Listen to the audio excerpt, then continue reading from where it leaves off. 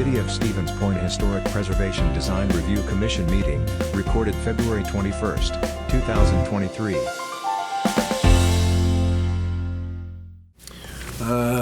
Call to order the Design Review Commission for February 21st. It is 5 p.m. A roll call. Siebert? Here. Monk? Here. Christensen? I don't see at the moment, but I'll keep an eye on in the next few minutes. McFarland? Present. Malewski? Here. And Hornig? Here. And so for right now, unless Alder Christensen would appear, both of you would have voting capabilities. Okay. Okay, number 2. A report of the January 19th, 2023 meeting of the Historic Design Review Commission. I would entertain a motion to accept the minutes. I'll second. Okay, Mr. Monk, Mr. Jordan, the second. Yep, very good. Hornig, I'm sorry. Comments? Changes? Anything? We're good. Okay, seeing none, ask for a vote. All those in favor say aye. Aye. Opposed? Okay, number 3. Request from the City of Stevens Point for a design review to perform park improvements to the property located at 1401 East Avenue, which is the old Emerson School property.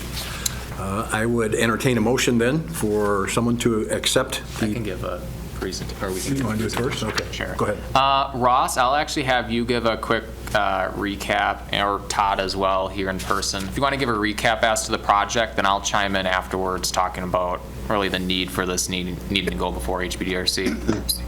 Not a problem at all. Thanks, guys, for having us here this evening. It's Ross Ruther with Ruther Corporation. At this point, Adam, thank you for putting up the master plan. What we're involved in is the phase 2 improvements as part of the park, which is going to include a new hard court, primarily for basketball, as part of the park project. Phase 1 included a new playground improvement that you'll see south of the hard courts there. Really at this point, again, with the phase 2 improvements, it's really just the hard court basketball area and then also a new backstop replacing the existing backstop in the southeast corner of the park. The phase 3 or future improvements would be a new shelter building, which at this point is not included within this scope of the work. And Adam will get into a little bit more of that. But other than the hard court, we're also looking at doing some concrete pads and some precast concrete bag toss stations as well.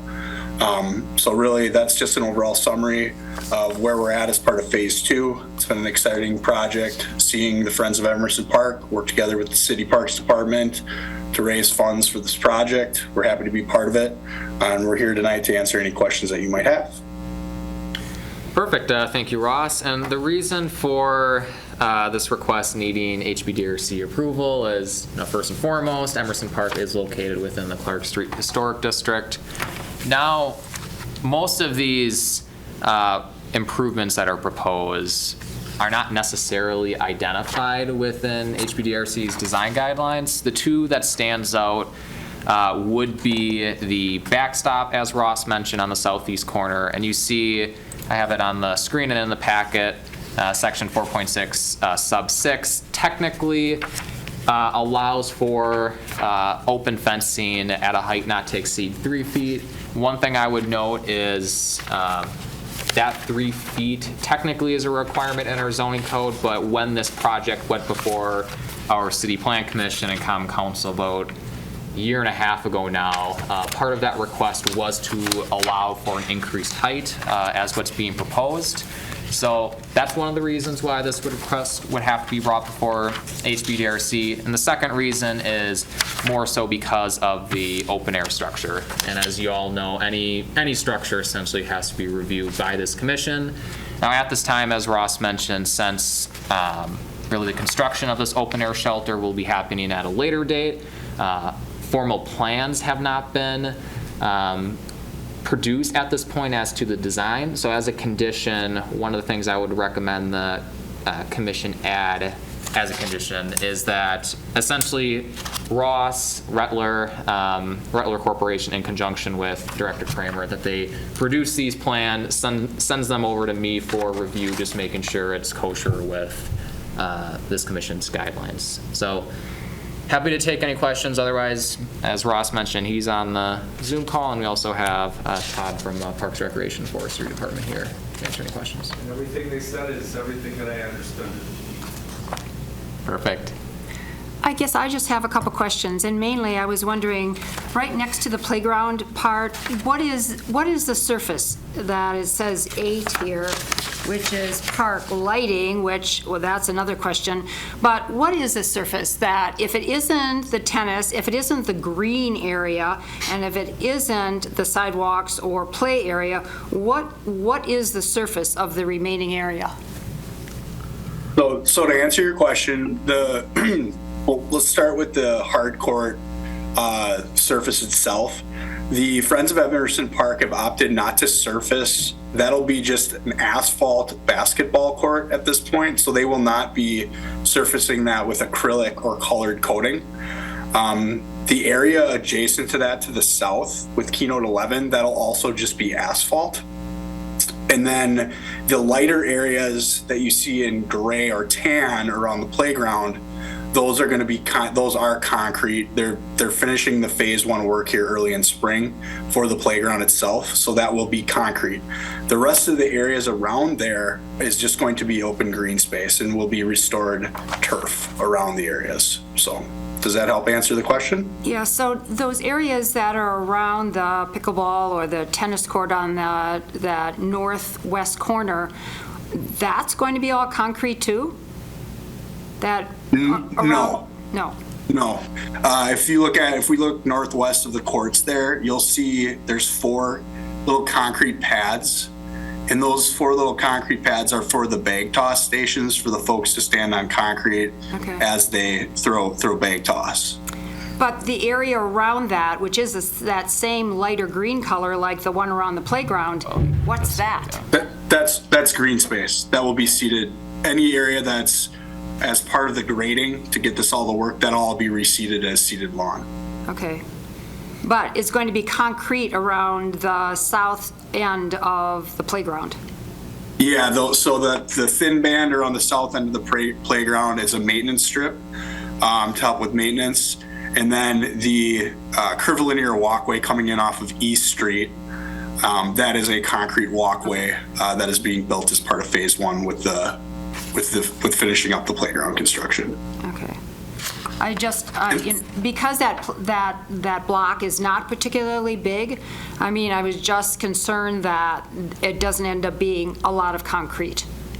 Obviously, I can see half of it is not, at least. Right. And then the circular plaza space that you see around Keynote 9, which is that future building, none of that is being constructed at this time. Okay. So. The other thing I was just going to comment on is that fence that's in the corner, on the southeast corner. There was always a high fence there. I mean, it's just been taken down. You know, in more recent years, it was the corner for playing baseball. Mm-hmm. You know, so that wasn't necessarily anything that was new. Yeah. So And to speak to the lighting comment, at this point, the old master plan showed lighting, but at this point, that's not included within the scope of the work. So there's not going to be any lighting? At this point, based on discussions with the Parks Department and Director Kramer, there is no wish for adding additional lighting on the interior of the park, from what I understand. If anything, it would be security. Any type of lighting would be something along the street just for safety. But no, there is not additional lighting planned at this time as part of this phase of work. Okay. I guess my concern with the lighting is that it'd be down lighting. It'd be a bit of dark sky kind of lighting so that it doesn't wash on the houses that are around the perimeter there. Right. Okay.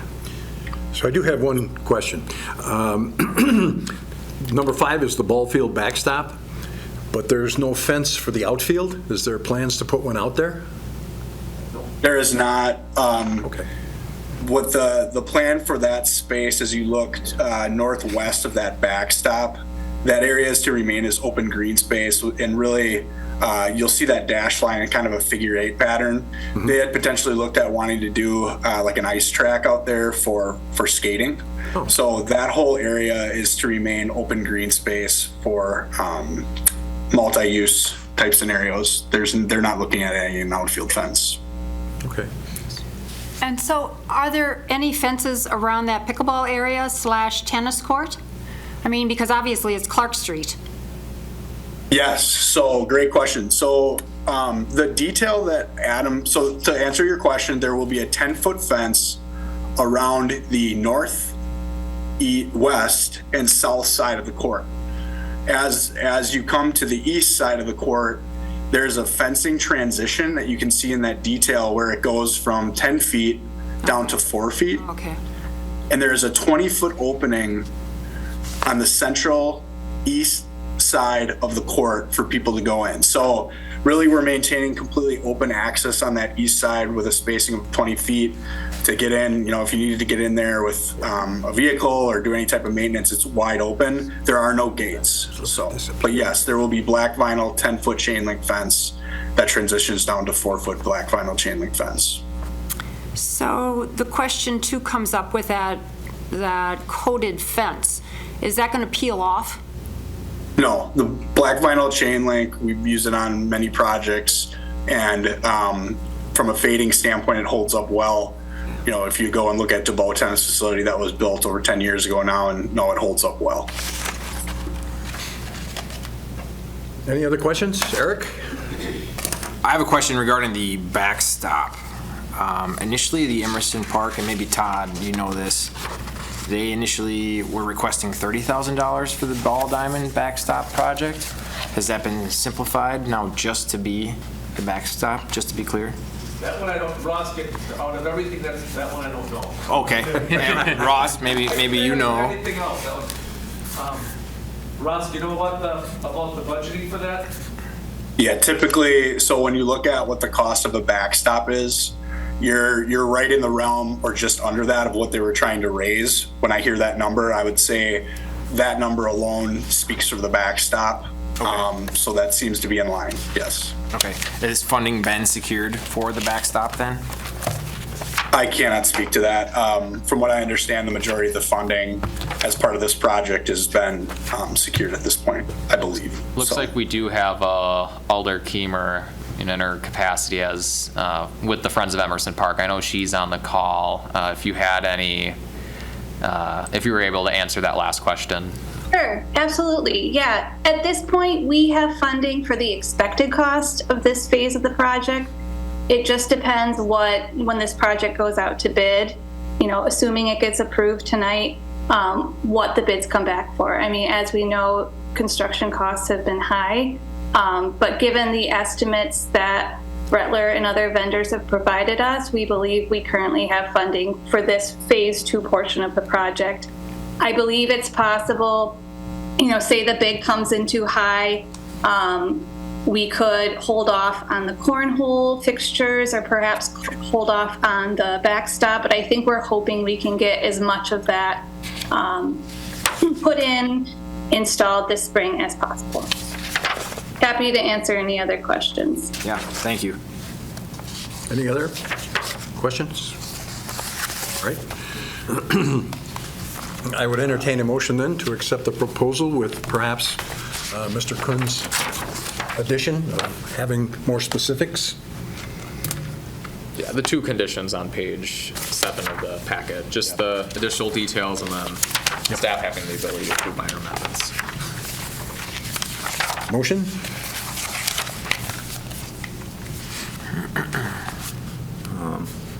I move to accept with those conditions. The staff conditions? Yeah. Recommendations, I mean, sorry. A second, please. I'll second. Okay, There we go. thank you. Who is, just for clarification, we have both Commissioner Hornig and McFarland who said second at the same time. Oh, I didn't hear Eric. Okay. Let's go with Eric, sorry. Okay. All right. All those in favor, say aye. Aye. Opposed? Okay. I just said, the condition is just so you guys review the plans, just so I have that straight. For the open air shelter. Just for the open air shelter. Yeah, and that's something I talked with Dan before. I just want to make sure I understood it for sure. Yep. Awesome. Appreciate it, Todd. Appreciate it, Ross. Thanks, guys. Thanks. Thanks, Ross. All right. Okay, number 4, discussion with possible action on adopting a financial assistance program for opening filled windows. So, Mr. Kuhn, you want to explain what you mean by that? Yeah, good question. So, this commission, broadly speaking, we've done a lot of good work over the years, right? Our design guidelines, in my opinion, is pretty top-notch. Now, obviously, there's still means for improvements, and that's going to be the topic of conversations over the months ahead. We have our facade improvement grant program. So we've allowed for, and we've done a lot of good work over the years. No, but by all means, there's still room for improvement. There's still items that you see when you're walking downtown, when you're walking along Clark Street, of items, improvements that are not necessarily historically significant, are not necessarily appropriate for the building. Now, one of those, at least in my opinion, that I see most frequently is windows that once were located on a building that at some point in the past have been permanently filled in. Now, these are just a snapshot of some pictures along various areas here downtown. My estimation, I've gone through this last week, there's about 24 at least properties that have varying levels of permanently filled windows. And you see, there's a wide discrepancy. You have some along the front facade, some along the side facade. You have some window opening, you have some buildings where there's maybe one window that's permanently filled. Others you have multiple. You have some windows that were filled in more so to kind of blend in with the neighboring architectural style, namely this upper left-hand picture here. But then you have others that, let's be honest, it sticks out like a sore thumb. So this is a topic of conversation that was brought to me by a few commissioners, more so looking at, what can be done as far as incentivizing these property owners to open these windows. Now, I'll preface by saying, there may be 24 plus buildings that have these permanently filled windows. That does not necessarily mean that every window can be open, based off of the interior layout of the building. If there were more new walls added, it might not necessarily be feasible for some buildings, but generally there's been an interest within one-on-one discussions with me about having some sort of incentive program to encourage that to happen, to open up these filled windows. And so I've had some conversations with Comptroller Treasurer Laddick as far as specifically financial assistance. What can be done, if anything. As you all know, for the Facade Improvement Grant Program, that program is funded through increment generated from TIF 6. One side note I would just make about the Facade Improvement Grant Program, this type of work as a sole project would not be eligible for the Facade Grant Program. Windows, door replacements, stuff like that would be eligible as part of a broad scale storefront improvement building project, but not as an individual project. So in conversations with Comptroller Treasurer Laddick, really the conversations that spiraled was, TIF 6 that's funding the Facade Grant Program that's located entirely within downtown. That TIF district's going to close in about 6, 7, 8 years from now. So really, if there's ever a time for this commission to pursue any additional programs, really now is the time, because this TIF district's not going to be here forever, and thankfully that TIF district's doing quite well in terms of the increment that's generated. That at least according to conversations with the Comptroller Treasurer, there's the ability to finance that based off of increment generated.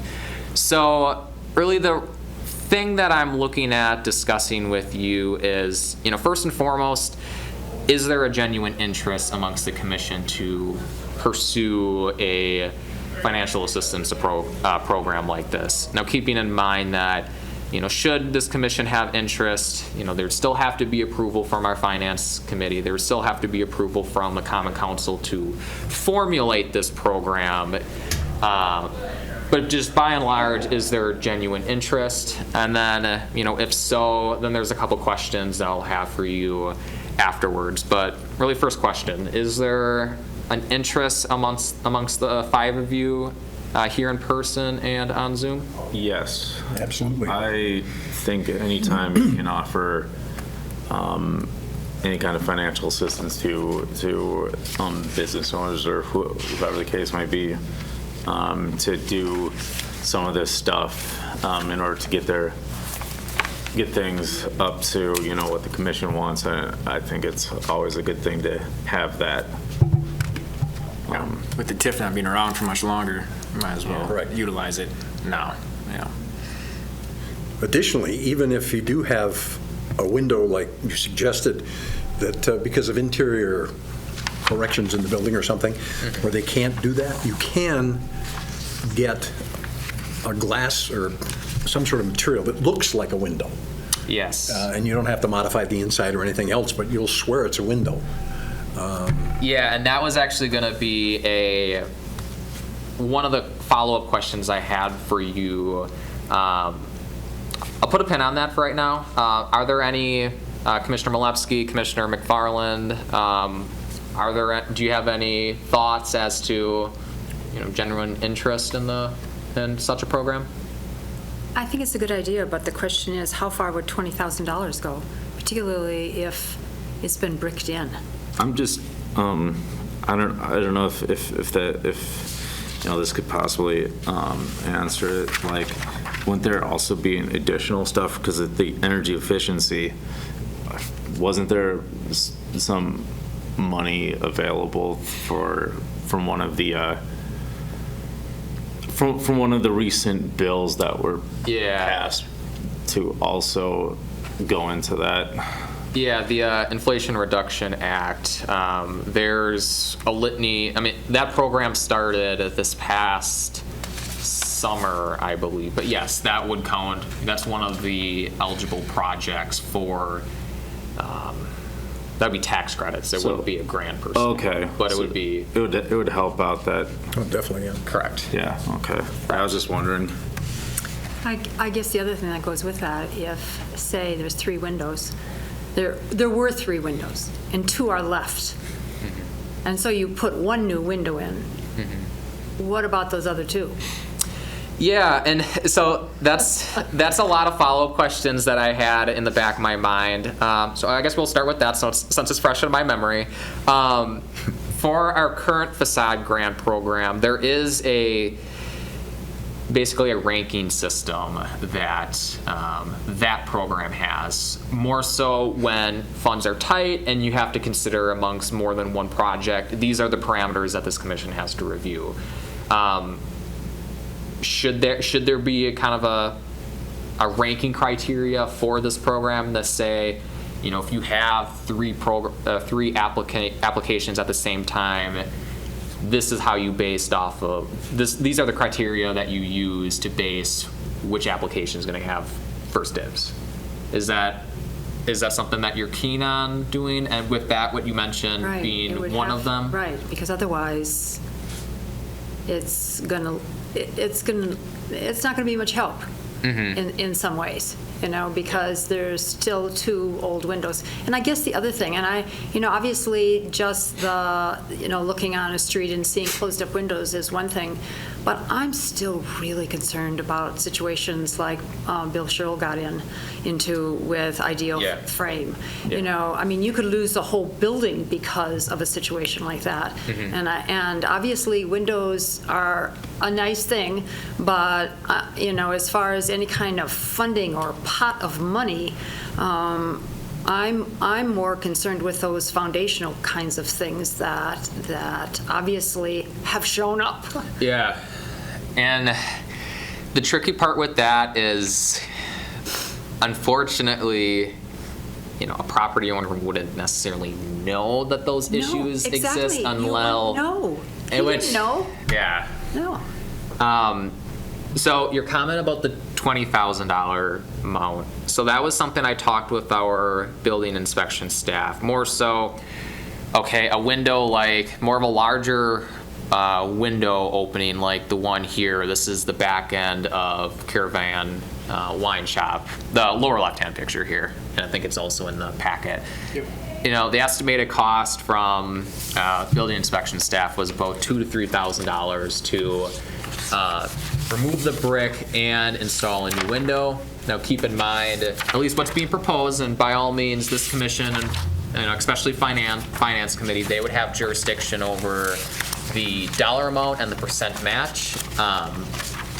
But ultimately, you know, my perspective is, in talking with Comptroller Treasurer Laddick, is you want to find that sweet spot of making sure there's enough money, A, to finance multiple projects, but B, being cognizant of the fact that, you know, should all approvals be granted, that this is a new program, that you don't want to put a lump sum, a lot of money in it, and then not see really it come to fruition, not see a lot of interest. So, you know, that's something where, you know, by all means, I'm not locked in stone on the 20,000. If you think, you know, bump it up a little bit more, I'm not opposed to it. You know, one thing I would keep in mind is if, say, in the middle of the year, or at some point, staff realizes that available funds are running low, then that'd be a situation where we would go before Finance Committee and Council and is it easier seek to replenishment. Increase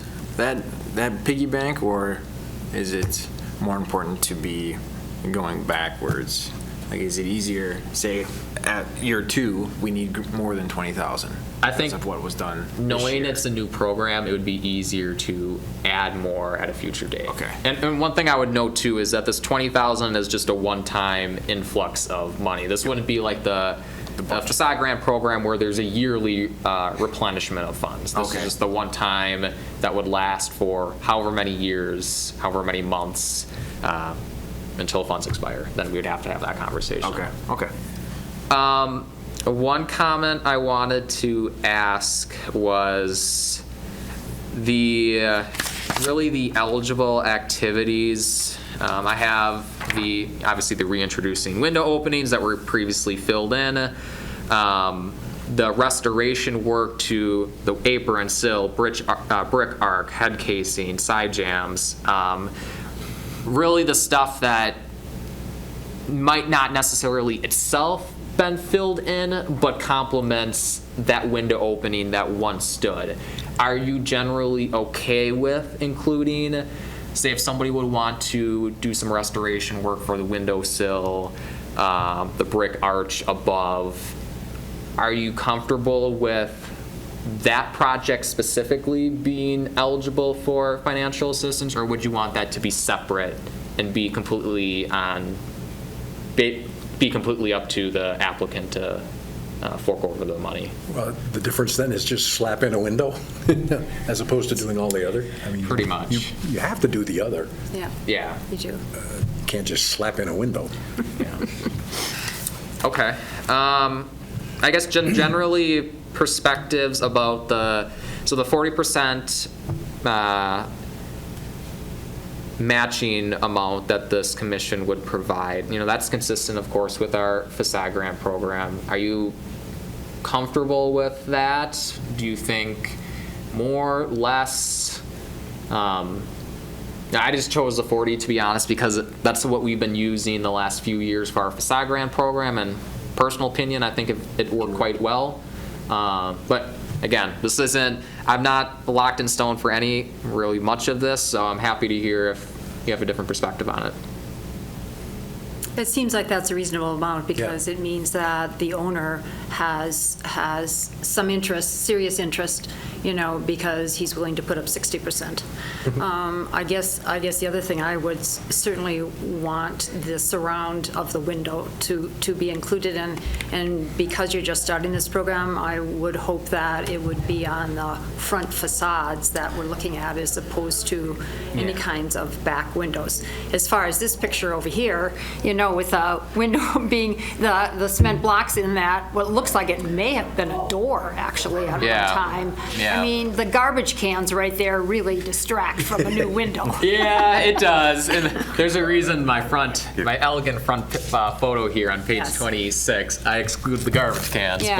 But and actually, perfect segue. This was one of the questions I had too, specific to that picture. You know, you see here, or just abstract. If there would be, say,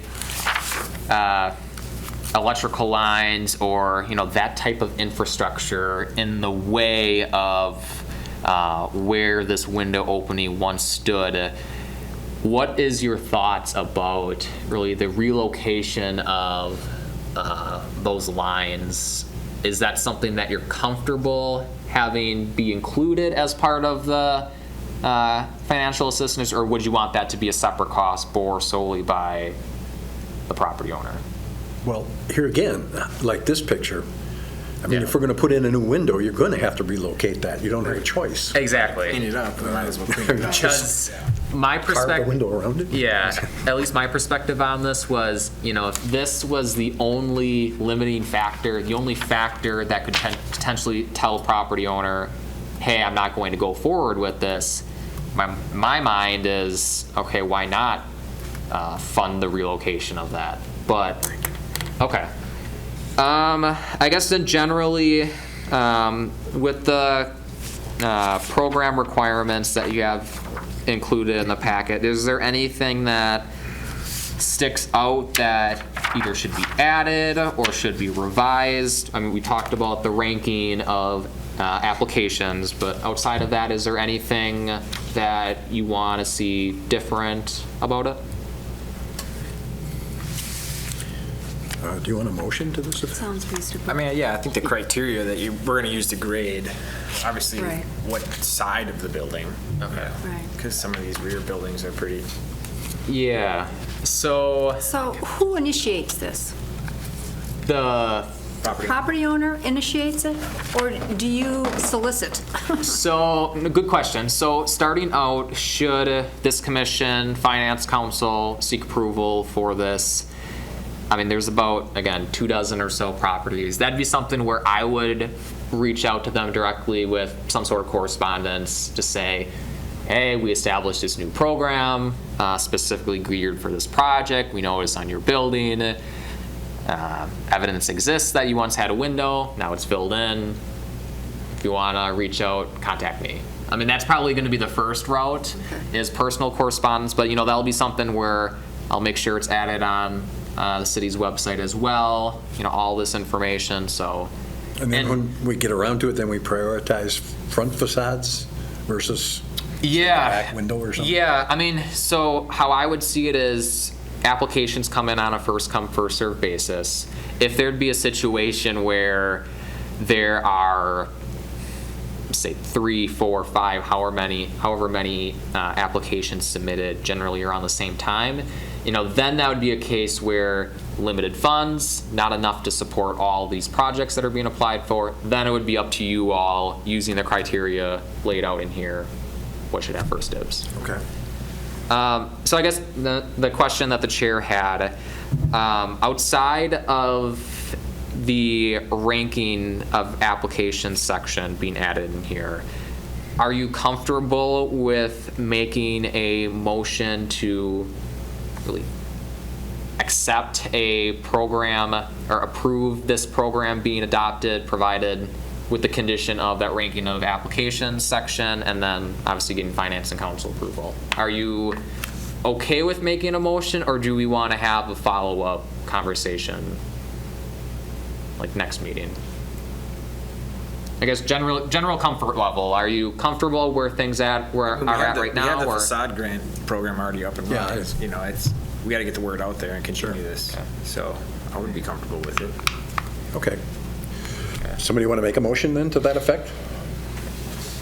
Eric, are you still with us? I am. Okay. I like everything I'm hearing. Okay. I would make a motion to accept then. Okay. Got a I motion will to second accept that. proposal. Eric seconds. Did I hear that right? Oh, yes. Okay. All right. All those in favor, aye. Aye. Aye. Opposed? Okay, motion passes. Number 5, discussion on establishing guidelines for the painting of murals on historic properties. Okay, so the granddaddy of them all for discussion. So, want to start out with some background information, really leading up to why we're having this conversation this evening. So, as, I don't know, the chair, you might have been on the, I don't know how long you've been on the commission, but back in the middle 2000s, there was this downtown mural committee that was established that created criteria for determining mural wall content on a building. This was essentially part of their initiative to paint, I believe, 10 or 12 murals within a set given time. The criteria that they established were the 6 sets shown on the screen. 1, tells history of Stevens Point, focusing more on the major points. 2, preference towards larger murals. 3, try to show people or activities. 4, painted in a realistic style and color, representing actual photos. 5, leaves a little artistic interpretation. And then 6 is that it's politically correct. Now, at some point from the downtown mural committees making their criteria to really the brunt of these mural reviews that took place amongst this commission starting in the 2010s, these 6 criteria were not used. Essentially, the 2 standards of review for murals were, 1, murals should not be painted on unpainted wall surfaces, and then 2, murals should not be a sign, more so because then that triggers a sign code, and that's a whole nother ball of wax to deal with. So as you may recall, I believe all of you were on the commission. For the last mural request, there was the directive that this commission gave to city staff to say, hey, it's about time to establish a formal mural guideline, which, as staff, absolutely. I mean, that totally makes sense. It's been a long time where we've been reviewing murals based off of more subjective, per se, criteria. So having a specific ordinance in place that lays out, these are the parameters that you have to look at for reviewing a mural, I mean, that would make my responsibilities that much easier for reviewing these applications, and then ultimately you all for making the final call. So what I have in the packet for you is just the first draft that I whipped together. This was based off of similar mural ordinances that I've reviewed from other communities in Wisconsin and within the upper Midwest. I just want to jump through each section, talking about it in a little bit more detail before we have some discussion. So the draft ordinance that I have is really broken up into 5 different sections. The first is adding a definition of the word mural, specifically calling out that a mural is not a sign under Chapter 25, our sign code. Can I just ask you, what's a sign? So a sign is basically, there's a definition of a sign in our sign code, but the SparkNotes version of it is essentially a visual representation that promotes or advertises a product, a service, a merchandise. Like, case in point, a good example would be like the Point Beer mural. Personally, I would say that would be a sign. It would be a sign because it represents Point Brewery, Point Beer. That that's the mural specifically that calls out as being kind of that gray area where it could be a mural and a sign. But good question. Second section here is really application requirements. So what I'm proposing is still to have HBDRC being the one who has to review it, similarly with previous mural requests. And the second kind of big thing that I wanted to talk about is really that The applicant of a mural, somebody who wants to paint a mural, they would have to submit a maintenance plan at the time of getting approval from this commission saying, really, who is responsible for the long-term maintenance of that mural? Is it the artist? Is it the property owner? Is it a third-party facilitator? Really focusing more on, the longevity of a mural. Because of course, when a mural is painted, the first 5-10 years, generally it's in good shape. But what happens if the paint that's used starts chipping, starts peeling? Whose responsibility is that? And in conversations with Craig Portage County, since they were the ones who have been orchestrating the last few murals, they do currently require a maintenance plan for these previous murals, however, only for the first 5 years, which, again, it's all fine and good, but what happens after that point? The first 5 years, odds are there's not going to be much of any issues with a mural outside of, possibly graffiti, but basically having a maintenance plan that's submitted with the application, so that would be something that this commission and staff could use in the event that it's needed.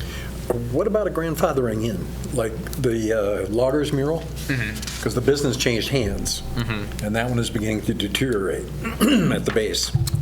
So, good question. So, with respect to the design standards section, which I'll talk about in a little bit, in a couple minutes, that would essentially be subject to a grandfathered where, if there's any existing murals that do not comply with the design standards, however way, shape, or form it's adopted, they would still be grandfathered in. Now, in terms of the long-term maintenance, I'm not opposed to making existing murals not be grandfathered with respect to that, because I would consider that to be more of a property maintenance thing. So short answer, yes, that could be included. There could be some verbiage added in here if that's the consensus of this commission, saying that, existing murals would also be subject to maybe not necessarily the maintenance plan per se, but really the long-term maintenance. If there's peeling, chipping paint, that it's your responsibility as a property owner to maintain it. That's kind of what I'm after, yeah. Okay. I think it would be a hard time to try to require property owners of existing murals to enter into a maintenance plan. I'd be a little cautious about that, but yeah, as far as the enforcement, that sounds totally reasonable. Any questions regarding specifically the application requirements section? What you just said, is it, if the building has changed hands and it is no longer the original property owner that gave permission to put that mural on there, who's responsible for the peeling paint? Good question. So as a condition of this commission approving a mural request, there would have to... I'm talking about what's there now. Yeah, that would essentially be the current property owner. Okay. So it would be successive property owners, their responsibilities to do it. As far as the new murals, as a condition of this commission approving a mural request, this maintenance plan would essentially be recorded with the Register of Deeds office, so it's tied to the property, and if there's any new property owners, it would run in perpetuity with the land, not with any one individual property owner. Okay. So the other thing that goes with that is, obviously there's some places that they didn't put the murals right on the walls. Yeah. They put it on a backing, plywood or whatever they put it on. Yeah. So the question is, if there is a new property owner and that mural could be moved, what would happen with that? If the property owner just didn't want that, and what are the options? if they would want to relocate that elsewhere on the building, then it would have to meet current design standards as to where a mural can and cannot be placed. Because it could go to another building, somebody else maybe. It could go to another building, correct. Correct. Okay, so next one, the design standards. So again, this is more so the meat of the ordinance. So there's a lot of subsections here, A through J, but the ones that I wanted to pick out were, first off, that murals would not be permitted on elevations that are parallel to sidewalks and public right-of-ways, essentially not having a mural on a front facade. Oh, that's what that means, okay. Yep. Second, murals would be permitted to take up 100% of the wall on which it's placed, provided that it doesn't conflict with other requirements in this mural ordinance. There are other communities who do restrict the percentage of a wall that can be utilized for a mural. One community that stands out is City Milwaukee. They restrict to no more than 50% of the wall. At least my perspective in this is that the murals that we have currently, arguably they work better using 100% of the wall that's located on versus that of, X percent. I'm thinking of the Fox mural. You can make an argument that mural would look better, not saying it doesn't look good already, but, it would look better if it takes up a greater proportion of that wall.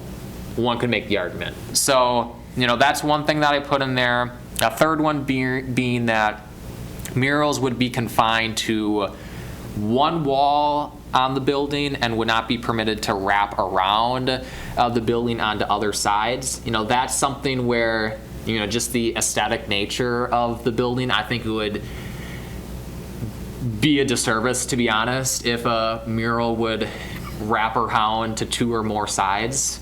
And then lastly, this is one that is a condition that we currently apply, that we currently require, is that murals would not be allowed to be applied to unpainted masonry surfaces.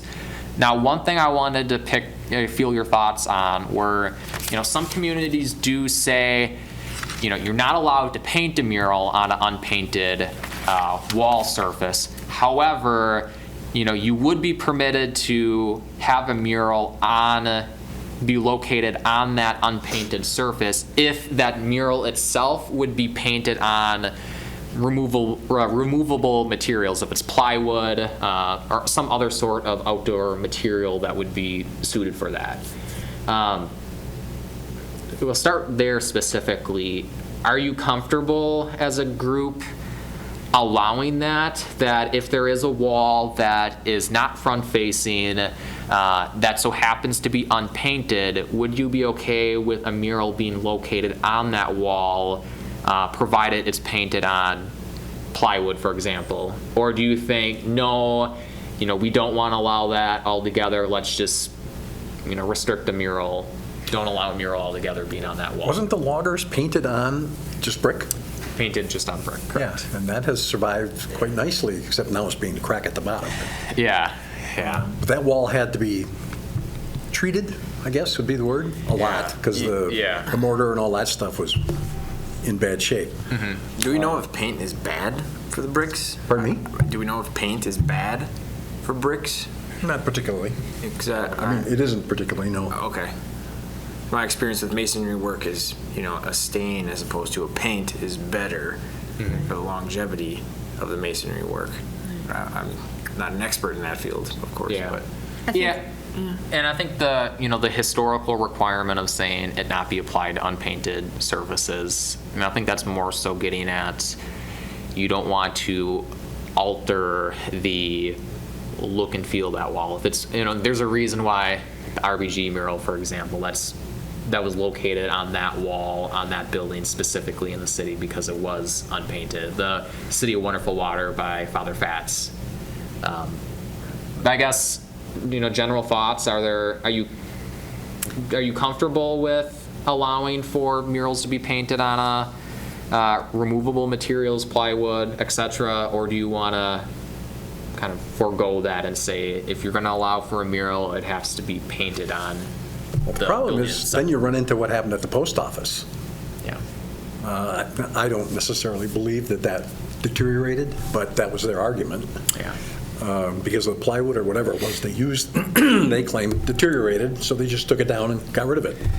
Yeah, and some of the communities that I saw that did allow for using the removable material, they did have the conditions that, you know, this removable material would have to be anchored into the masonry joints of the building, which that's pretty standard for any type of project here. And then, but number two, more specifically, that this removable material would have to be framed around, essentially, so that it wouldn't be able to attract water or moisture from congregating into that area between, say, the sheet of plywood and the wall. So, you know, if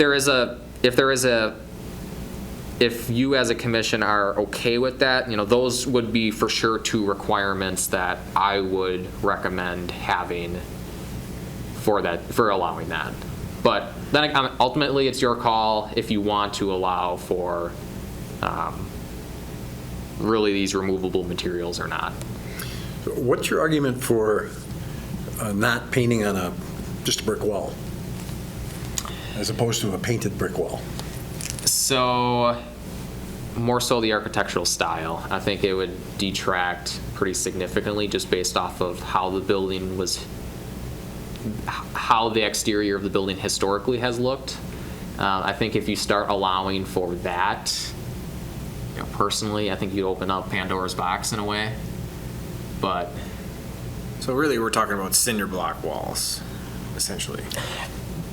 pretty much, yeah. I mean, I'm sure to a lesser extent you could make the argument like a stucco type wall could apply, but by and large here in the city it would be for that type. Okay. Well, again, I go back to the red brick.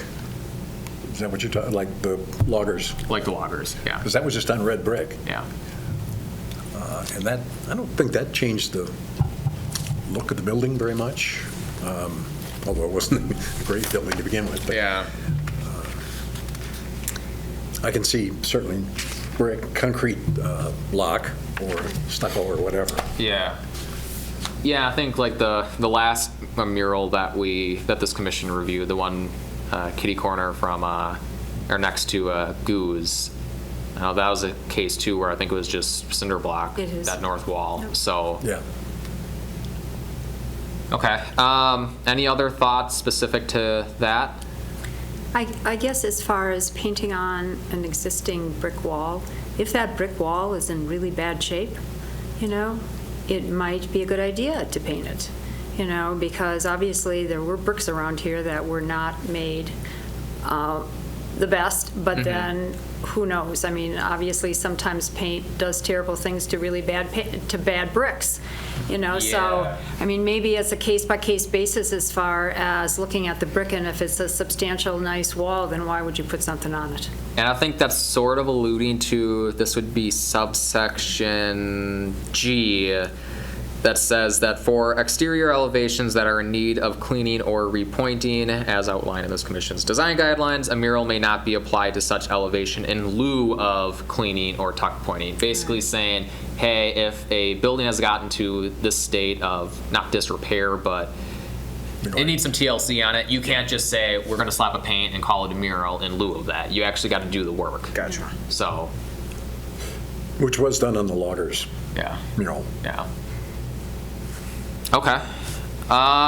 Any other thoughts specific to the design standards? Anything that jumps out as questionable, you don't want to see in it, or anything you want to add in it for design standards? So with the historic relevancy, would that be a part of that? Yes, we're going to be talking about that in a little bit. Okay, all right. Yeah, Since I guess that wraparound thing. Yeah. Depending again on where the building is and depending on what the mural is, if the mural happens to be a reproduction of a building, you know, and the mural maintains the fact that that's a corner, and thus that is the backside of the side that you're putting up, perhaps that would still be an option. You know, it's not a real wraparound that would destroy the integrity of the box of a building. Yeah, no, that's a good point. And, you know, I guess my question to that would be, you know, would it be better to allow for that in code or allow for that by way of basically a special exception that we'll talk about in a little bit? You know, my feeling at least would be it'd probably be more appropriate if we would allow that by way of a special exception instead of, you know, formally. But unless there's any other thoughts amongst the group. Or any other comments? Or actually, there's one comment I wanted to, the one thing I wanted to ask you about. Some communities do allow for essentially backlit or downlighting of a mural. General thoughts, are you okay, not okay with there being, say, some downlighting right above a mural to kind of showcase it a little bit, or no? I think it would be kind of a good idea because so that people can, you know, if people are walking at night, it would be, you know, something nice for you can see at night and just enjoy it. So Okay. that's my thoughts on that. Okay. Does it change the look of the building historically? So Lighting? there would be some, there are lighting standards within this commission's design guidelines that they would have to adhere to. So, I mean, Yeah, okay. if it adheres to that, then potentially. But I mean, it would be, you know, if this commission would otherwise feel, hey, let's just prohibit that outright, I mean, it would be your call if you feel that way. Well, leaving it in allows some flexibility, I guess that's. Yeah. Okay. Any other comments specific to the design standards section? Okay. Next one, removing a mural. 'Cause to the best of my knowledge, we've never had a situation where, well, the removal of a mural has been brought before this commission, and even if it hasn't, I can't think of a mural in the last 5, 10, 20 years that once was painted on a building that's no longer here.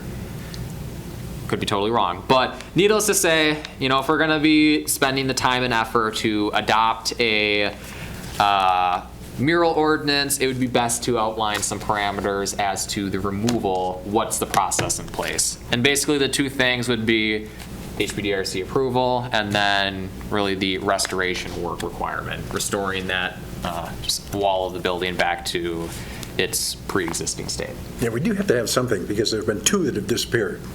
Which ones? Well, the post office. Yeah, And the other what one side? is behind the Whiting Hotel, the title company. McDonald? Yes, McDonald's. Oh, okay. They had one on their wall, Did and not know that. he got mad because we didn't allow him to paint it pink. So he took it down and never put it back up again. I don't know what happened to it. Oh, so it was a removable. Yeah. It was one like the bakery one on the square. Yeah. So it looked into the office of the old McDonald Oh, that's office. right. Yeah. Huh. It was really a nice one. Interesting. But I don't know what happened to it. Yeah. Huh. So Okay. yes, you got to have something pretty specific. Yeah. Okay. Any other comments for that section? And then the last section would be the appeals. And, you know, the reason I included this is, you know, most ordinance language allows for an appeal, really outlines an approval process should an appeal be asked for. So basically the request saying, hey, any appeals, any requests to deviate from this ordinance would be brought before this commission for review based off of 3 criteria that I came up with. First, impact on the requested deviation, the impact that requested deviation has to surrounding property owners. 2, really conformance to the purpose and intent statement of the city's historic preservation ordinance. This would be chapter 22 sub 1, where it outlines about 6 to 10 or so, basically purpose statements. So if there's any one of those purpose statements that would be at odds with the requested deviation, that would be grounds for this commission to deny the appeal. And then lastly, conformance with applicable sections of the Secretary of Interior standards for rehabilitation. That again, there is about, I should know how many there are, I think about a dozen or so. Some of them don't necessarily apply to murals. Most of them, in my opinion, do. So that would be a case too where this commission feels the request would conflict. It would be grounds for you to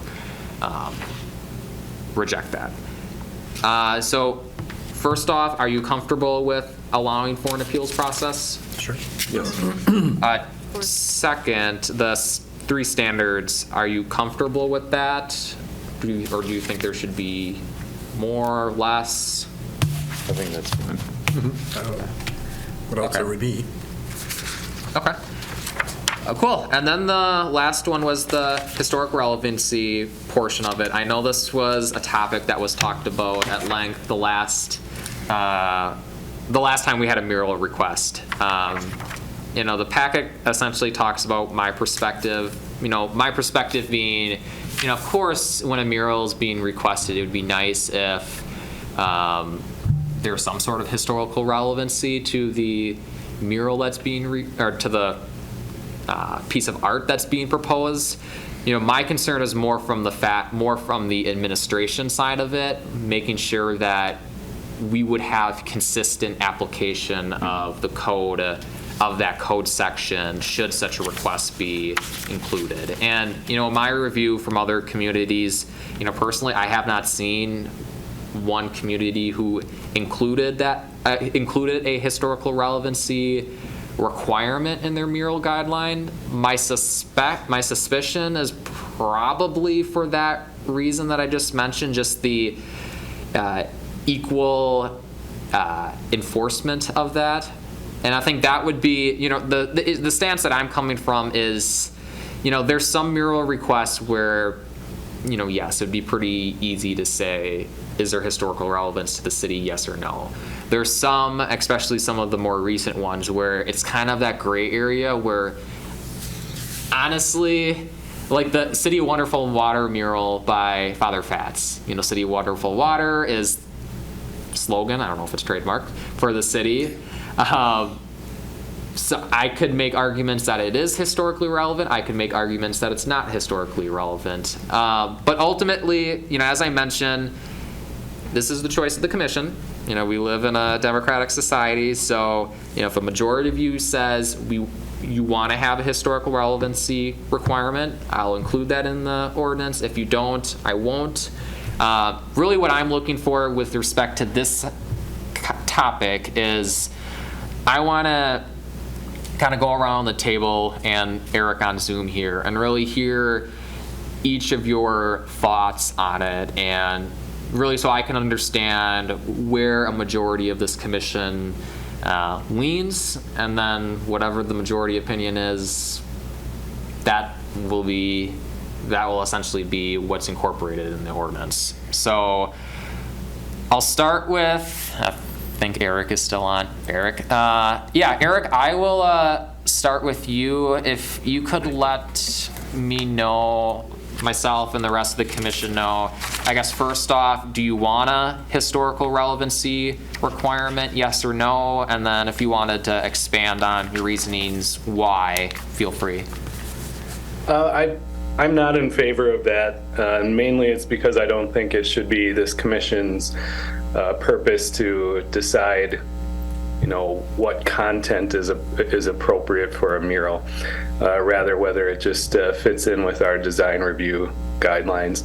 I think it's too subjective to say that this or that is historically relevant, when I agree with the statement before that that's a gray area, and I think that's a subjective area, and what's historically relevant for me may not be to my neighbor. And I just think going down this rabbit hole of policing content, a lot of what we have downtown right now in murals certainly wouldn't fit any of those bills. So I think that we should probably leave that out. That's my opinion. Okay. Chair Seibert? Well, I was on the original committee that painted the murals. And our whole idea was to teach the history of the city through visual stuff. And I guess I would not restrict it to specifically historical pictures, because like your City of Wonderful Waters, it does do just that. But a gorilla? Yeah. I mean, come on. I mean, it might have been a very nice mural, but what's it got to do with the city? I guess to put in there somehow, much like what you've said here, just to have some relevance to the history of the city. Doesn't have to be, a picture like the loggers or the guys on the square. But some relevance to the history of the city, whether it be Point Beer or the City of Wonderful Water or whatever it happens to be.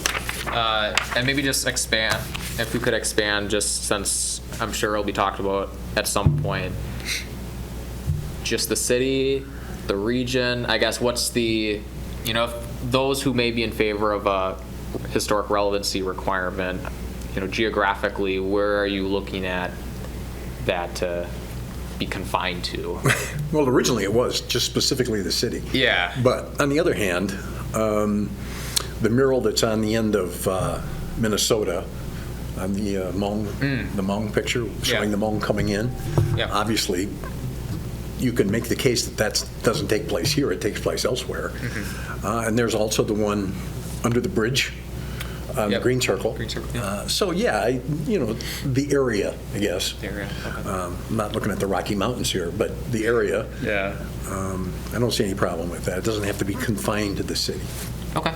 And Commissioner Monk? Vice Chair Monk. It's all good. So I'm going to kind of go off of what Chairperson Siewert is saying, that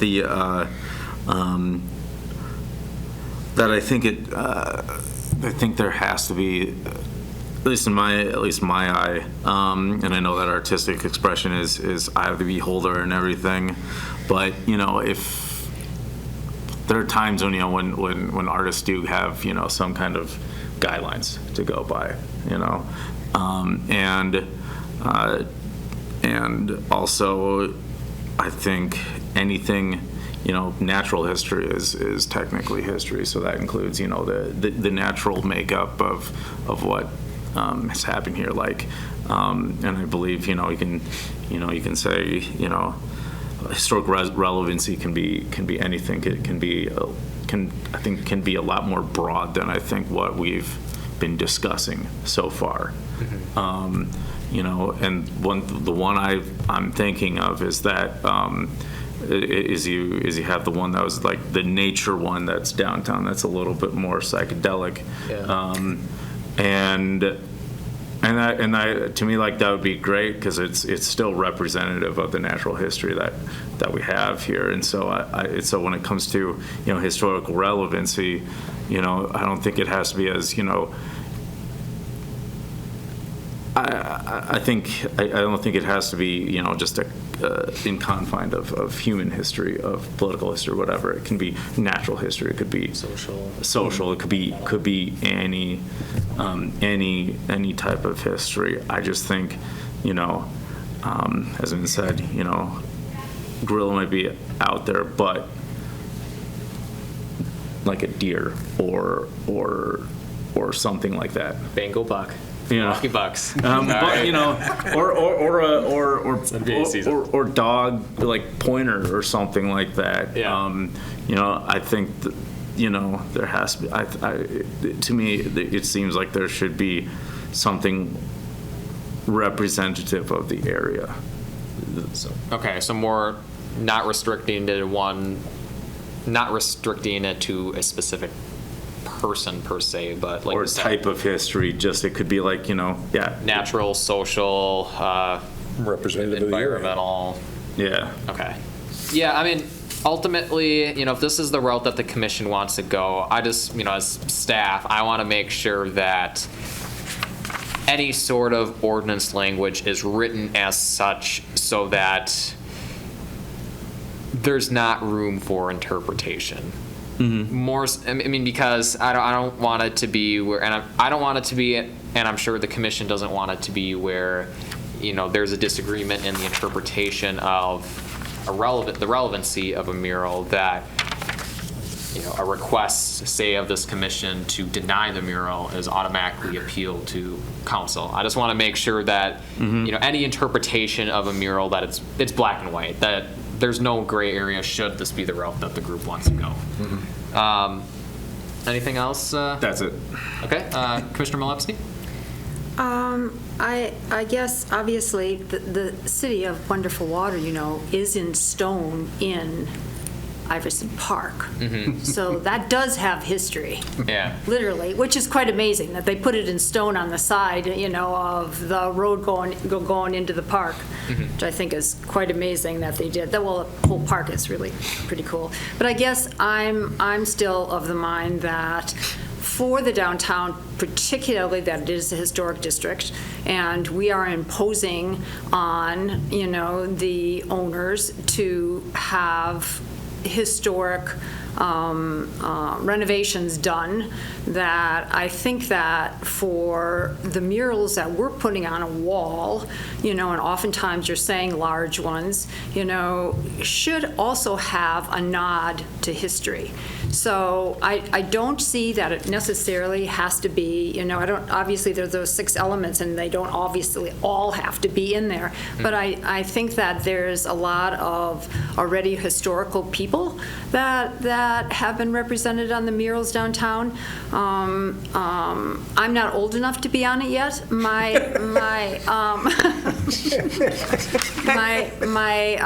The physician that delivered me is up there. So I have some time yet, but I think that there should be some nod to history. And it doesn't have to be, and again, you're saying realistic, in some of those guidelines. If you look at the pediment that comes over on the downtown Century building, shoot, it looks just like Legos, and so, I mean, on the back of a wall, like where the ape was supposed to be,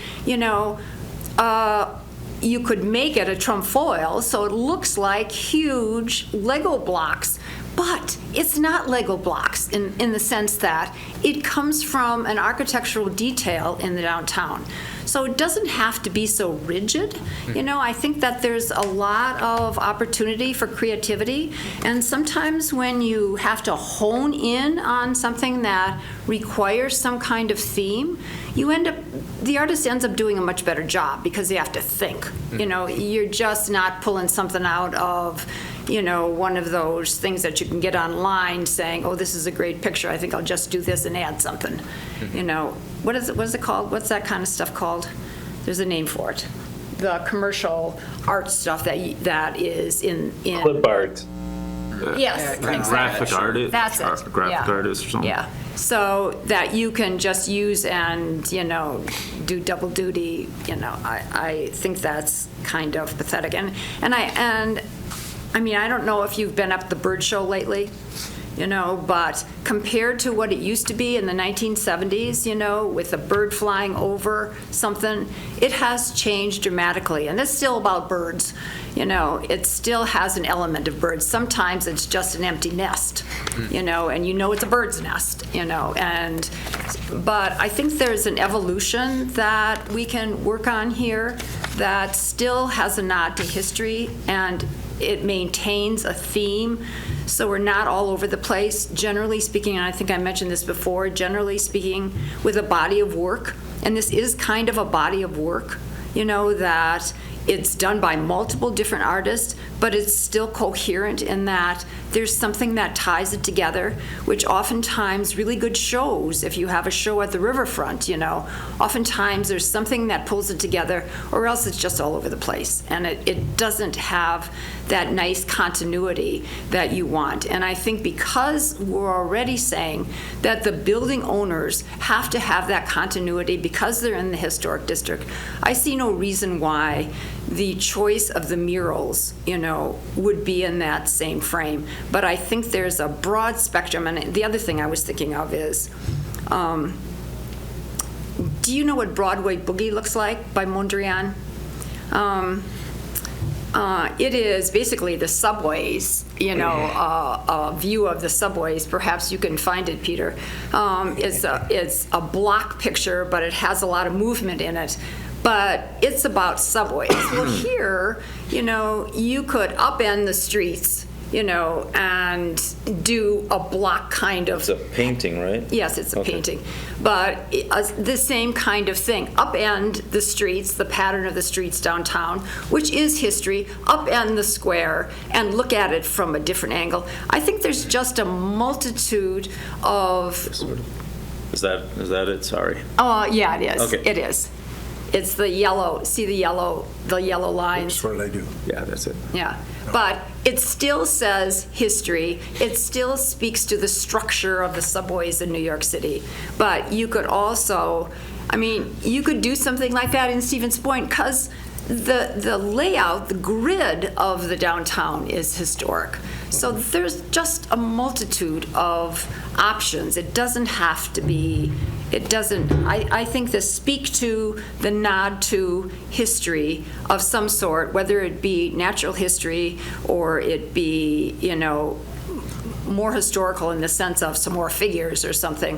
I think there's just a lot of options that we have to open it up to and let people know let people know that these are the requirements ahead of time, so that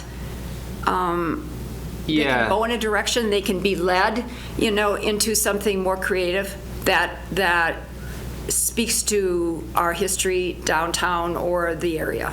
And the reason why, it's a good comment at the very end. The reason why I'm looking to start these conversations now is because I know Create's been actively working on really a new mural concept, so it would be I helpful. should talk to them. Yeah, and I have I know the chair has been copied in, understanding past practices, and that's really what I'm looking at, is making sure that we have something codified, however it may be worded, prior to our next mural review, just so we don't have a dilemma like last time where we're reviewing a request really based off of no standards. Right. So, Commissioner Hornick? Yeah, I do think some standards are important here. What's hard for me is the subjective nature of this whole process. No question. But city staff is going to take the guidelines and approve out of 7 murals that are presented to them. They're gonna choose, and then we are just gonna vote specifically on the guidelines. So like if Create would create specifically would create? Is it our job to say, well, I don't think sunflowers, but I do think cornfields are more relevant? It would be the commission's. Okay, so we do still have call. Yeah. a lot of say. Yeah, it's not like, going back to Create, for example, anytime when in the future, when there's a solicitation of basically requests for artists to submit a proposal for a graphic design, that's a conversation that I want to have at some point in the near future, saying, okay, when you create this committee that Create has already to review prospective or to review these applications, I want to make sure that there's representation of this group, if it's the chair or whomever. So really the questions of historic relevancy, should that be a ordinance provision, I want to make sure that that's really squared away and addressed prior to it ever being brought before this group. But yeah, the question, this was actually going to be a follow-up question that I had with you all, is the mural that you mentioned, Vice Chairman, behind Franciscans, the native flowers, the one, you said the psychedelic looking one? Yeah. It has relevancy to the region and potentially the state in terms of the flowers and the plantings, where they originated from. I guess using that mural specifically, do you think there's enough there in terms of natural significance to the region or environmental significance to the region to approve that? Or do you think that there's questions about it? Because I guess what I'm getting at is that if there are questions with it, then, I think we still have to have a broader conversation about having a relevancy requirement. I think that'd be fine. That if I were to look at that and approve it, I would approve it still. Okay. Chair? Yeah, I don't see a problem with that. There was the nod to the local environment. I mean, it's not my choice or it's not up to me to decide whether it should be psychedelic or it should be, just a portrait. I don't recall it either. I don't see a problem. As long as I have to look at it. I haven't really looked at it. Okay.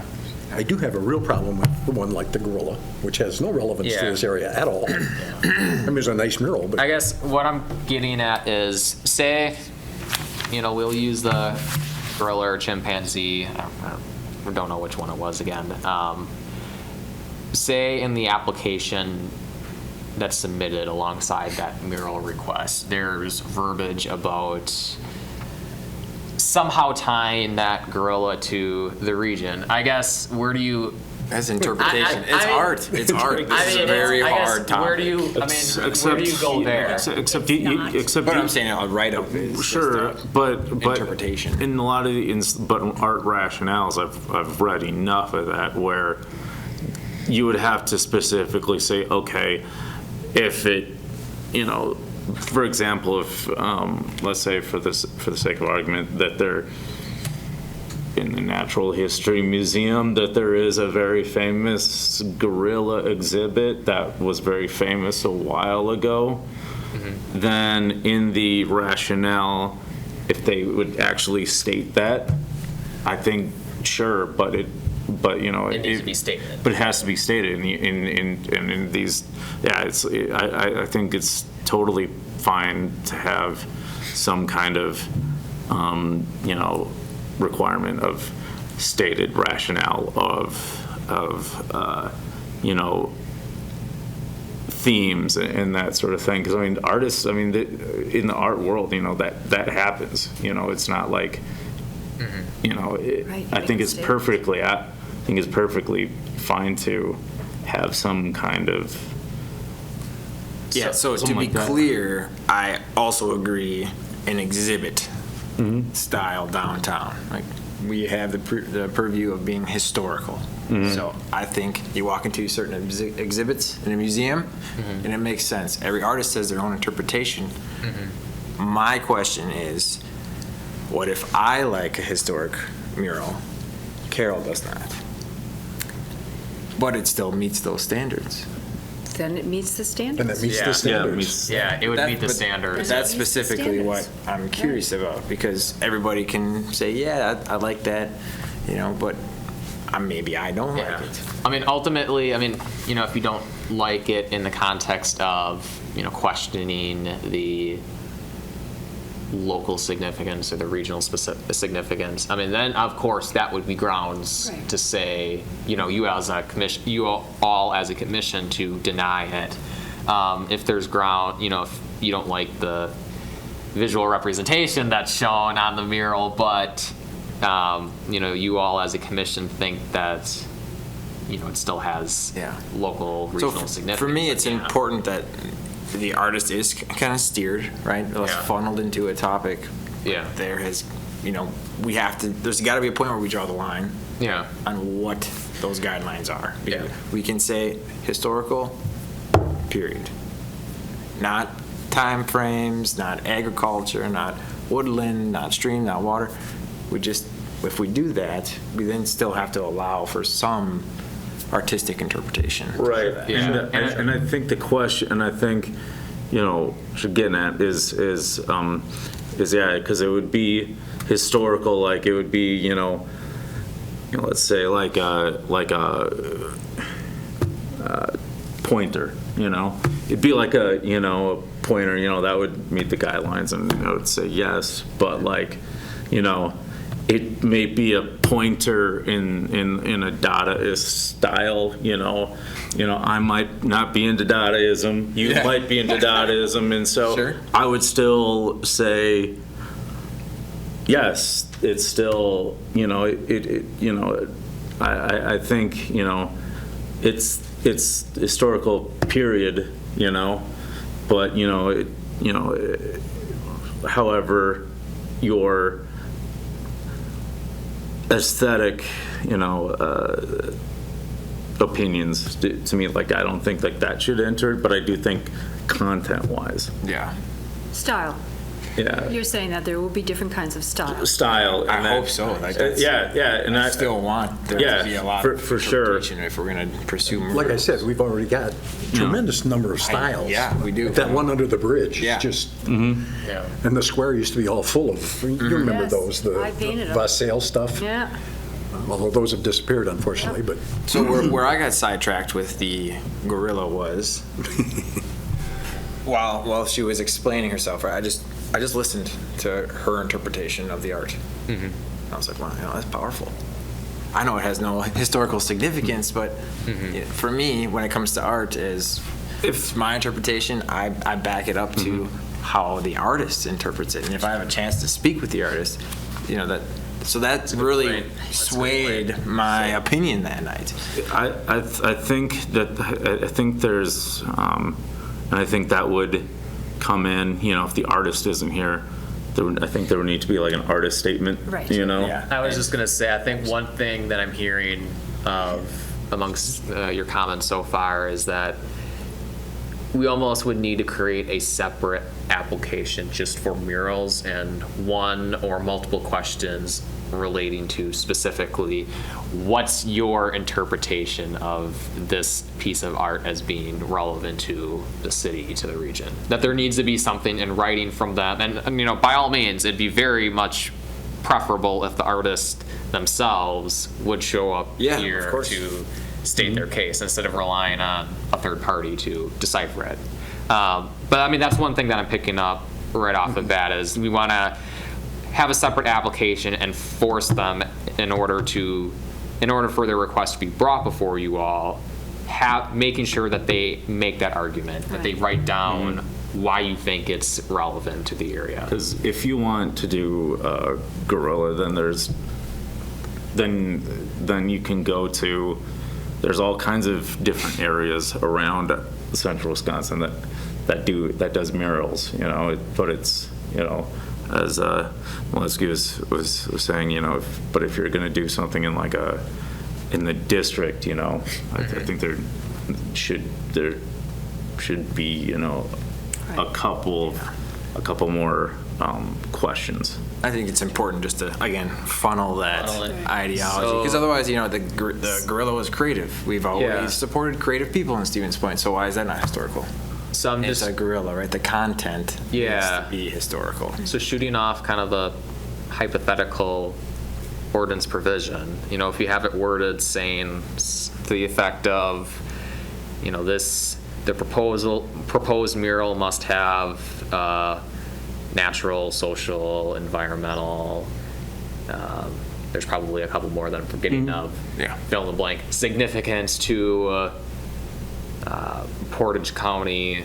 We'll just say to the region. Well, I think we might want to explain what the region is, just so there's no.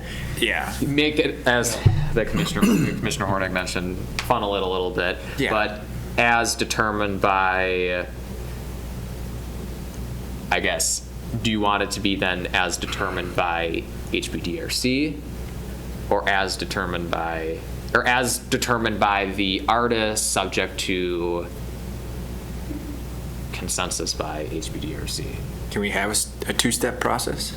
Right. For the They submit their idea, and we can either let them develop the image. so Would that be create? Well- Like, creates purview. specific for create, that's where I'm thinking of essentially steering committee that would review applications, it'd be very helpful to have at least one rep from this group. I think that would be good. As, you know, I guess my cause for concern, however, is, I do have an art degree. Oh, good. you know, this, BFA. a mural ordinance would not apply just to work that Create is facilitating. You know, anybody, any local artist, you know, if they work directly with a property owner downtown, could request to paint a mural independent of working with Create. So that's where I'm looking at specifically, is we gotta also keep in mind that there are situations where, you know, Create wouldn't be involved for a mural. Yeah. Does this apply to those garbage tubs? Well, that's another thing. I mean, that I know got special. That request got brought before this group. Actually, I think it was right before I started here a few years back. But I mean, that's a good question, because technically, in the design standards section, I do have it noted saying that, you know, murals are not permitted to be located on fencing. I mean, should there be a requirement specific to murals to say that it should be located only on a structure? I mean, because I think that's a good point, Chair, in that you could make the argument that, you know, I as a property owner can paint a mural on an arch, or, you know, pick some sort of improvement that's not necessarily a structure. I guess, do you want to restrict that to just murals being allowed on a structure, or? I guess my question is, once we approve that, way back when, we've never had those submitted again. So people just paint. I mean, I've never had any objection to what they've painted. They've always been good. But we've never approved or disapproved any of it. They just kind of go and paint it. Do we have to do that? Does this also, is that a mural, I guess?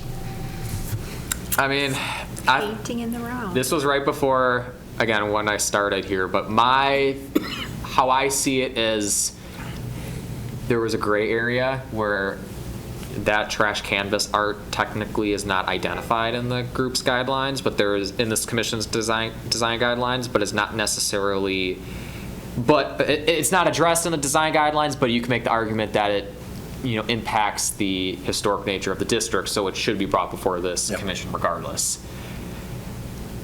That's a short answer saying, yeah, I think so.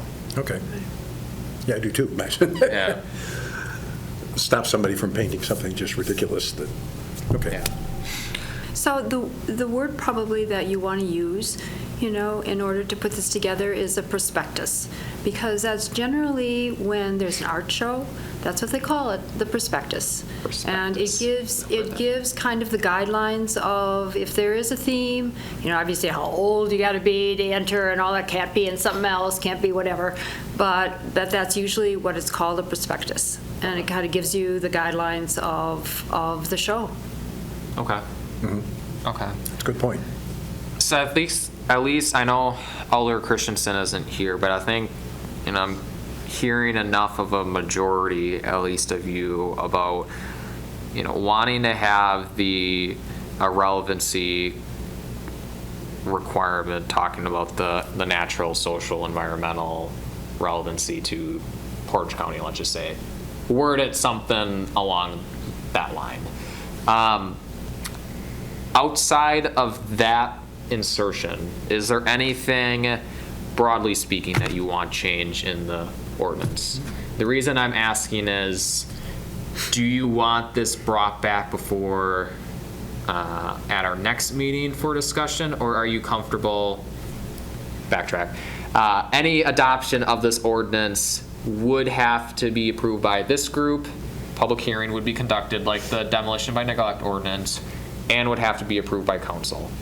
Is this something where you want to have another discussion next time we meet, or are you comfortable of basically having a formal public hearing the next time we meet with that insertion about the natural, social, environmental, etc.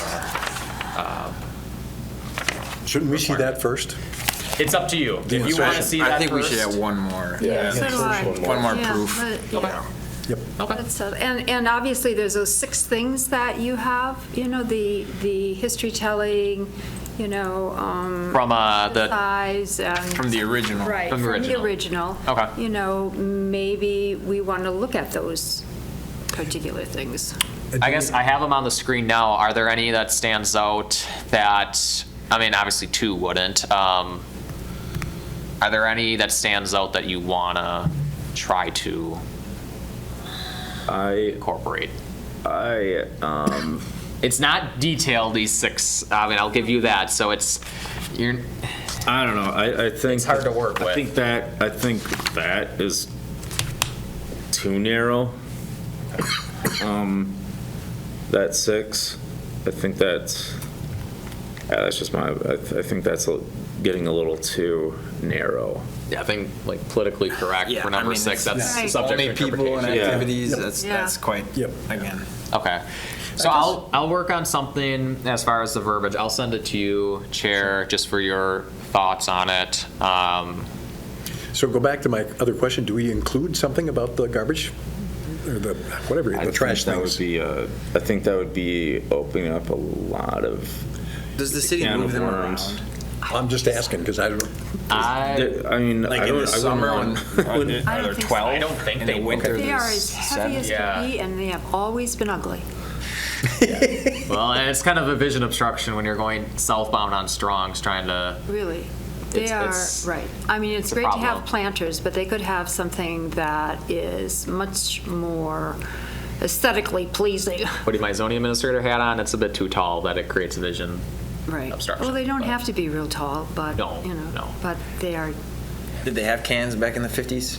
they didn't actually have any flowers downtown. No? Oh, downtown was I pretty remember. stark. oh, It was. okay. Bubblers, they had bubblers. They did, right. So I'll send you some verbiage about that specific section to hear your thoughts. And then, Okay. like I said, next time we meet, we'll have another discussion about it and take it from there. Yeah, because it was my understanding that the cans were done by elementary schools too, right? No, it doesn't. I thought it was create. No, create Yeah, Is it Create does anybody? it. Create does? Elementary did the Create did it, snowplow. yeah. snowplow. Snowplow, okay. Okay. Yeah, that's number done, 6. it's done by Create, and people have to submit an application every year to get approval to paint one of the cans. And then Create selects the artist and assigns them to a spot. That was my understanding. Yeah, that's right. And that, when that request was brought before HBDRC a few years back, that was basically a one-time, effectively a lifetime approval of this trash canvas program. It wasn't subject to yearly renewals, yearly approvals by this group. So it says lifetime? It was pretty nebulous. It was. When But we're talking a when he brought small it up. scale, though, Yeah. True. as opposed to whole buildings. Okay, staff update? Yeah, I got a couple for you. First, the design guidelines, evaluating the design guidelines. So I had a good fruitful conversation with the chair, Alder Christensen, Alder Keemer, I believe last week, as far as getting a kind of a framework in mind as far as upcoming events in relation to that. So as I mentioned last time we met, nearly the next step will be is conducting some walk audits, focusing more on existing conditions, more on the street level 6-foot view.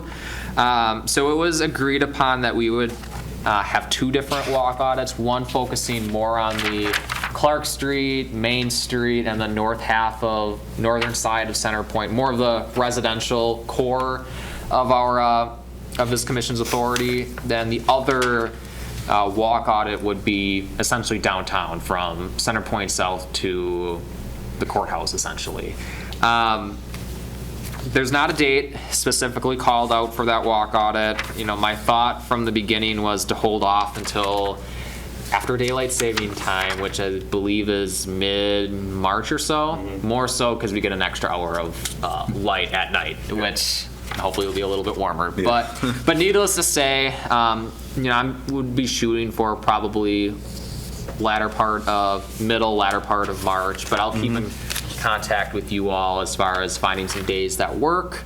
It is not something that we need to create an agenda per se. I just need to make sure it's noticed as such in advance, saying that a quorum of you can attend. But, that would be something that I can't force you, but strongly, strongly, strongly encourage all of you to attend, because really walking on the streets with your sole focus being looking at the buildings, looking at the streetscape, that's going to lead to some fruitful conversations. The next time we meet, going into the specifics about siding, paint guidelines, window requirements, doors, that's really going to be the precursor to all that. Sure, good. And then the next part related to that is the community engagement portion of it. So, we're planning probably sometime in the month of April that we would have at least one public engagement meeting, likely in mid-state, sometime at night, weekday, where we would talk about really what does it mean to, as a property owner, to live within a historic district, since, truth be told, the city has done a poor job of educating people of what it means to live in a historic district. So focusing on that, but also bringing them up to speed about, this commission evaluating the design guidelines and trying to get some feedback from them holistically. Why should you as a citizen care about preservation planning? Why, again, focusing more on big picture. So I'll keep you posted on that. Quorum of you would be able to attend. Again, I would just need to notice that as such. So just want to give you an update on that. Next one with the plaque program, I did get a couple quotes. I'm still waiting on a couple more from some outside vendors. So that's the reason why it wasn't put on the agenda for this evening. But next time that we meet in person, I'd suspect that we would have a conversation. We'd have some quotes in hand, so it would really help you out more with size and the amount of wording on a potential plaque. And then lastly, the ordinance preventing demolition by neglect. That was approved by council last night, so that is officially on the books. So I want to appreciate you all for that. That honestly probably was the most impactful ordinance change that this commission did ever since, probably in the last 10 years since we've last updated the design guidelines. So it's, so kudos to a lot of the work that you all have done over the last few months, and let's see if we'll have to unanimous. It was. Oh, that's Oh, good. man. Wow. Great. But otherwise, that is all for updates. Okay. I guess unless there's questions, we are adjourned. There you go. 6:41. Thank Yeah, you it's all. 6:41. A video of this meeting is available for viewing on the city's website, stevenspoint.com/videos.